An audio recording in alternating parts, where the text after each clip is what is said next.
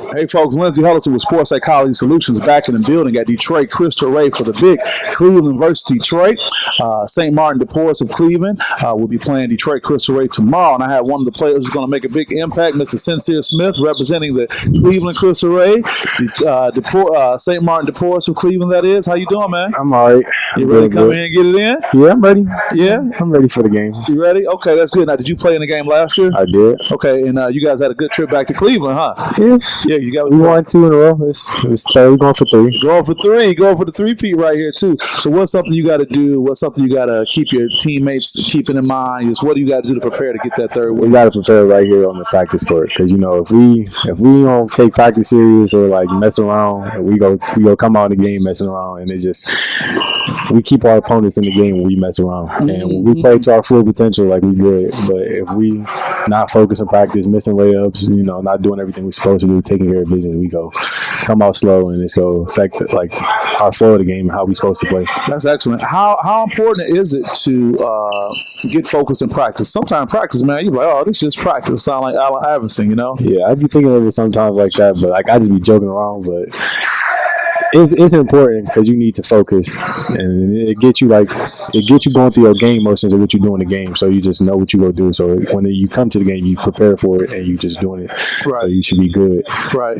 That's going through the motions. That was mental toughness. You talked about some mental toughness tips earlier about getting in the rhythm and listening to music. But let's switch to the other part of the spectrum, which is the mental health, because as tragic as it is, unfortunately, you hear sad things about young people who are depressed and having anxiety and hurting themselves and even taking their lives. And I know that doesn't just happen in Detroit or in Michigan or just in Cleveland, Ohio. That's just happening throughout the world. So from a mental health standpoint, as an athlete and as a leader, what's something you can recommend or try to suggest to other, student athletes or just athletes or people in general to be able to help them get through the tough times? Like mental health. Like, so let's say like playing basketball, that's a stress reliever. So like do something that you like to do so you get your mind off of being like depressed or whatever you're going through. Like it gets your mind off of it. You get to let your emotions go. And it's just like a fun thing you could do. Like whatever you like to do, just do it, and it'd be good because you're not thinking about whatever you're going through at the time. You're just thinking about playing basketball or painting or whatever you like to do, making music, whatever you good at, you do it, and it keeps you like focused on that instead of what you going like what's going on outside of that activity. That's great. So find you a good outlet that you can get into, whether it's sports or something else. Now, how hard do you think it is for young people to talk about the things that they may be going through, whether they're talking about it with a friend or a family member or a leader at the school or coach or something like that? I think it just depends on the person it is, because some people like to talk about it, like some people want help, and some people like just to keep it in, and they don't like talking about it because they don't like to be judged or something like that maybe. Wow. But you gotta talk about it. For a second, because that's the second time I've heard that word, and I heard it from another young man from Detroit Crystal Ray, being concerned about being judged. I mean, how heavy is that? Do you feel like you get judged sometimes? Me personally, my family always grew up like, do what you do, and it's not gonna really like affect you. Like their opinion is not gonna matter to you. What you going through, that's what you're going through.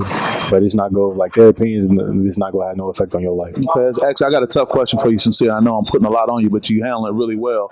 What about people who don't have the kind of family unit you have? You got your parents coming up, you got your folks coming in, your sisters, all these extended family traveling from Cleveland to Detroit. So you have a pretty good support network. What about the kid that doesn't really have that? What suggestion can you give? Like, let's say my coach Snyder. Like, I can talk to like one of our coaches. Our coaches care about us a lot. Somebody like that. We got like at our school at St. Martin DePorres in Cleveland. We got like a person. He been there at our school for a long time. His name Corey. You could talk to your guidance counselors. It's a lot of opportunities for you to be able to talk to somebody, friends, people like that you could trust with your personal information that you want. Wow. So I guess you got to just get through that one part, and there's a campaign called Seize the Awkward, and just got to just get past that and find that person to talk to. Wow, you're doing a wonderful job. But before we go, there's some resources I want to share. I shared it when we had your coach on too. The Michigan High School Athletic Association put on a student mental health summit back in October, and a few statistics I just want to share that really stood out.